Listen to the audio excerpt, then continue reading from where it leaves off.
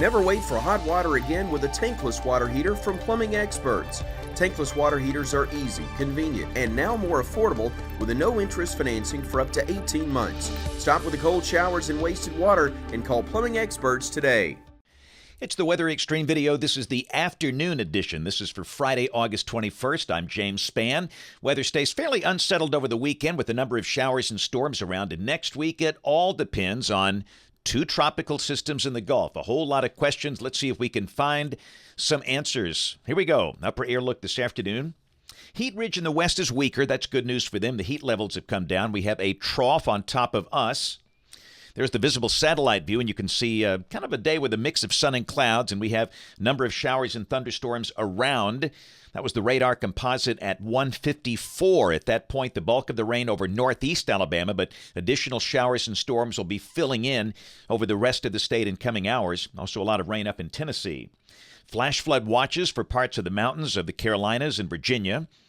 Out west, the excessive heat warnings have really faded, just a few pockets back in the deserts there. The main risk of severe weather way up north over the Dakotas. Around here, we have a marginal risk, level 1 out of 5, over about the southern half of the state through tonight. The main threat will be from strong straight-line winds and hail, like recent days. Tomorrow, got a marginal risk over Minnesota and some of the adjacent states. And day 3, which is Sunday, again, a couple of marginal risks way up north.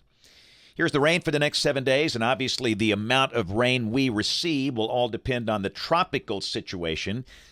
The first look here showing rain amounts between 1 and 3 inches for much of the state. But again, expect this map to look different as we approach the middle of next week and we get better clarity on all of this. Here's the wide tropical view. We've got TD14 just off the coast of Central America, Tropical Storm Laura near the Leeward Islands, and a tropical wave in the far eastern Atlantic that's come off the coast of Africa. This is the 2-day outlook. And the good news on the 5-day, the Hurricane Center has lowered the risk of development with that far eastern wave down to 20% or less because of a harsh environmental condition, strong wind shear out there, which is good. We'll still watch that. Let's start with 14. This should become Tropical Storm Marco tonight. It's going to come across the Yucatan tomorrow night and coming up into the Gulf. And you can see the Hurricane Center brings it briefly to minimal hurricane status Monday morning and then weakens the system to a tropical storm coming up toward Galveston and Houston by Tuesday of next week. And if this verifies, it's mainly going to be a big rain producer for our friends in parts of southeast Texas. Not necessarily a bad thing for them. This is the modeling. Now, the spread has increased a good bit. There's been kind of some anomalies with the motion this morning, so now we've got a spread from Texas over to Louisiana. But again, it certainly looks like with Marco here that the main threat's going to be from heavy rain and flooding. Here's the intensity guidance, and you can see there's a little window where this thing could be a Category 1 hurricane about 72 hours from now, and then all the models show good, steady weakening. There's basically good agreement here. This most likely will not be a major hurricane and probably not a minimal hurricane at the time of landfall. So let's take a look at Laura. This is the one that certainly is of great interest to us. This will be coming across Puerto Rico tomorrow. There's a tropical storm skirting across the northern coast of Hispaniola, and that could interrupt the circulation there. Then coming across the northern coast of Cuba Sunday night and Monday morning, and then up into the Gulf. And the latest position Wednesday morning is just south of Gulf Shores as a minimal Category 1 hurricane. Interesting trends in modeling. This is the new set, the 18Z set. And the latest set of models here, what they want to do is trend a stronger ridge north of the system over the southern states where we are, preventing a northward turn. And also it's being pulled in toward what should be Marco to the west, that Fujiwara type thing we talked about.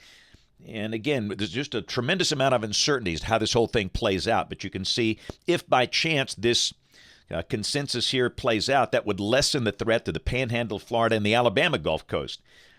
We'll see. But again, that could very well be the Fujiwara type effect kicking in where this is being pulled in toward Marco. Here's the intensity guidance, and the hurricane morph has been the outlier. It's got that Category 4 strength, but we tossed that out. Most models bring this up to a Category 1 hurricane in the Gulf, and that's where the Hurricane Center has it. So let's look at the global models here, the GFS. This is the 12Z run, valid tomorrow at 4. Again, broad troughing here, and like today, a mix of sun and clouds with scattered to numerous showers and storms, highs mid-80s. below average. We'll take that. Really the same thing on Sunday, mid to upper 80s, scattered showers and storms. Monday, notice the GFS really not developing these tropical systems. That's Monday afternoon at 4. We could see a few scattered showers here. We might be in some subsidence, some sinking air. And this is Tuesday. And really, again, there's just not much to show in terms of tropical activity here. Let's go to the European, and you can see the two systems. The European has what would be Marco coming into parts of South Texas, down towards South Padre Island, and what would be Laura south of the mouth of the Mississippi River. But again, they're not really well developed. They're just basically broad areas, tropical storm maybe, but not a hurricane. We'll go to Wednesday, back to the GFS, and again, moisture increases a bit, but no evidence of any hurricane. And then Thursday, again, deep moisture. That's one thing I do think we'll see is pretty good influx of precipitable water coming from the deep tropics, so a number of showers and storms are likely. And toward the end of next week, this is Friday the 28th, ridging here, and again, your classic summer look, muggy, scattered storms, highs around 90. Let's go out 10 days. This is Monday the 31st. Hey, this is the last day of meteorological summer. Wow. Got troughing back in the northwest, ridging here, and again, pretty standard late August weather.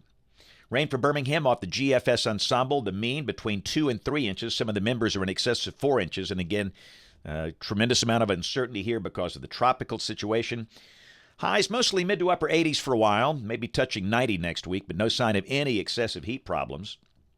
Here's the brand new CPC outlook. This is for August 29th through September 4th. And if this happens to verify temperatures here could be a bit above average. That's it for the Weather Xtreme video this afternoon. We'll have notes on the blog. My next video will be posted here by 7 o'clock Monday morning. If you can't catch us this evening on ABC 3340 News at 4, 5, 6, and 10 o'clock. Thanks for watching. Have a great weekend, and God bless. There are better ways to keep cool. Call KS Services and receive a new Bryant unit with no payments and no interest for 18 months. Stay cool now and pay later. Visit callks.com for more.